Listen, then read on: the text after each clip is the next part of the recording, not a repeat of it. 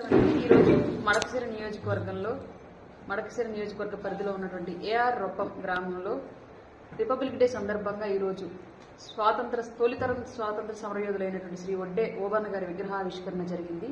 ఆ విగ్రహ ఆవిష్కరణకి నేను ఇక్కడికి నియోజకవర్గ శాసనసభ్యులు ఎంఎస్ రాజు గారు మరియు వడ్డెర సంఘ నాయకులు, వడ్డెర సంఘ నా కుల బంధువులందరి ఆహ్వానం మేరకు ఇక్కడికి రావడం జరిగింది. పెద్ద ఎత్తున వేలాదిగా అక్కడికి వడ్డెర సామాజిక వర్గ బంధువులందరూ కూడా ఏకమయ్యి వడ్డే ఓబన్న గారి విగ్రహావిష్కరణ చేయడం మరియు వడ్డెర సామాజిక వర్గానికి మన కూటమి ప్రభుత్వంలో జరిగినటువంటి మంచి ఏంటి, అలాగే రాబో రోజుల్లో ప్రభుత్వం నుంచి ఏం కోరుతున్నాం అనే దాని గురించి అక్కడ చర్చించుకోవడం జరిగింది.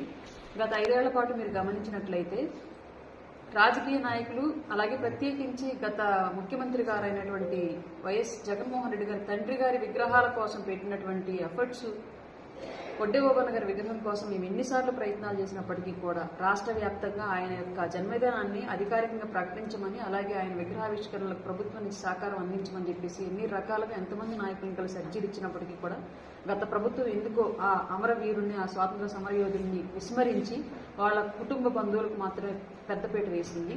బట్ ఈ కూటమి ప్రభుత్వం వచ్చిన వెంటనే కూడా గౌరవనీయులైన ముఖ్యమంత్రి గారు చంద్రబాబు నాయుడు గారు, అలాగే ఉప ముఖ్యమంత్రి పవన్ కళ్యాణ్ గారు, అలాగే మన బీసీ సంక్షేమ శాఖ మినిస్టర్గా ఉన్నటువంటి సవితమ్మ గారి యొక్క ముగ్గురు యొక్క సహాయ సహకారాలతోటి మేము వడ్డే ఓబన్న గారి జయంతిని అధికారికంగా జరుపుకోవడం జరిగింది. జీవోను కూడా అధికారికంగా రిలీజ్ చేశారు.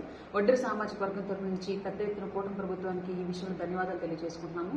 ఇదే విధంగా రాబోయే రోజుల్లో కూడా కేవలం మడకశిర నియోజకవర్గంలో మాత్రమే కాదు, రాష్ట్ర వ్యాప్తంగా ఉన్నటువంటి అన్ని నియోజకవర్గాల్లో పెద్ద ఎత్తున బీసీలకు పెద్దపేట వేస్తూ బీసీలు, ఎస్సీలు, ఎస్టీలు ఎవరైతే ఆర్థికంగా వెనుకబడినటువంటి సామాజిక వర్గాలు ఉన్నాయో వాళ్ళందరూ అభివృద్ధి ధ్యేయంగా కూటమి ప్రభుత్వం ముందుకెళ్లిద్దని చెప్పడంలో ఇది ఒక సందర్భంగా మేము భావిస్తున్నాము. రాబోయే రోజుల్లో ఏర్పాటు చేసేటువంటి